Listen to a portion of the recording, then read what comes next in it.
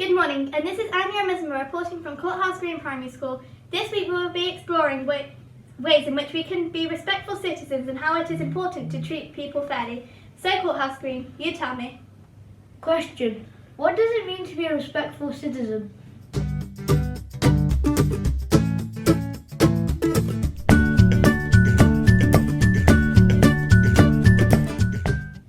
Yes, that's right. You have come up with some great definitions of being a respectful citizen. As you know, we live in a diverse society, which means that as individuals we all have different beliefs and that some people follow different cultures and traditions. We are all different in other ways, too much such as gender, race and age. Being part of a good citizen is about being respectful to those that are different to us. Wouldn't it be such a boring world if we were all the same? Every year, the United Nations sets out on a global mission to promote being a respectful citizen through equality. Equality means when each person is seen as equal in the eyes of the law, and their job is to ensure that they fight for social justice. Let's watch a short video clip on what equality and social justice means. One is tall, he's 50 feet tall. Right, okay, fine, he's not that tall. One is average height, and their friend is very short. A low wall separates the stands from the field, and they're in the front row. The stadium's packed, it's standing room only. The tall one can see over the wall easily. His friend can just about get her nose over, but their small companion hasn't got a chance. All of them are equal, they're all standing on the ground. They all paid the same amount for the tickets, but is it fair? A steward offers our little friend a stool to stand on and a box for his mate. Now they're all the same height. It's not equal, each is standing at a different height, but it is fair. Everyone can see the game. Life is full of inequalities. Some of them are unplanned, like the height of that wall. Some have been built intentionally, like racism. When inequality exists but isn't put right, it's called discrimination. We discriminate all the time, and that's a good thing. After all, why would you choose ugly clothes, a tasteless meal, or a boring movie?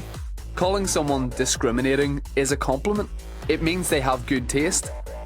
The problem comes when we discriminate between people for reasons that are based on fear or prejudice.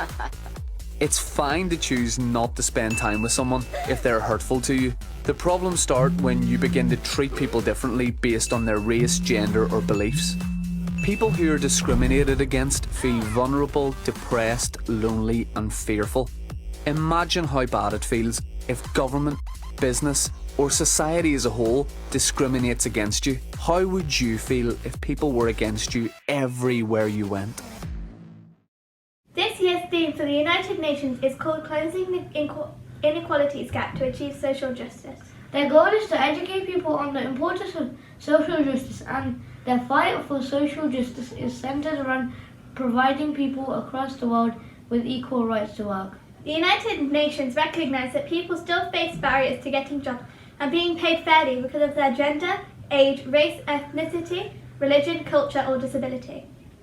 The United Nations mission is to remove these barriers so that we all live in a society that is fair and equal. Let's put ourselves in the shoes of someone that has been refused a job because of their gender, age, race, ethnicity, religion, culture or disability. Question: how would you feel if this happened to you when you were older, and why?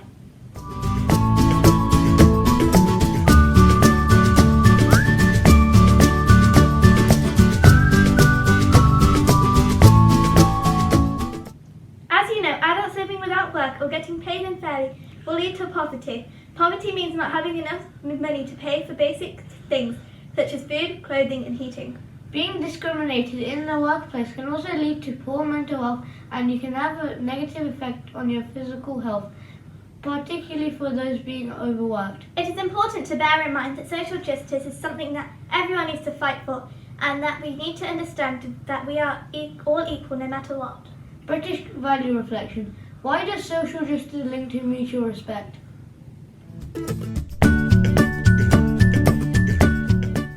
In other news, last term the Eco Council noticed that there was quite a lot of litter on our playground. Not only did they identify it as a problem, but much of the litter was from chocolate, sweet and crisp wrappers. This tells us that many children are coming into school with unhealthy snacks.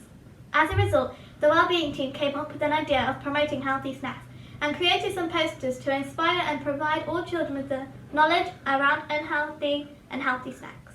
Keep an eye out for these posters in your classrooms next week, as they have some great ideas and information on. They also came up with another idea that will encourage healthy eating, and we will explain more about that next week. Watch this space. This is Muslim and Anya. Thank you for watching. I hope you have a great week, and remember to stay respectful to those that are different. It's good to be different.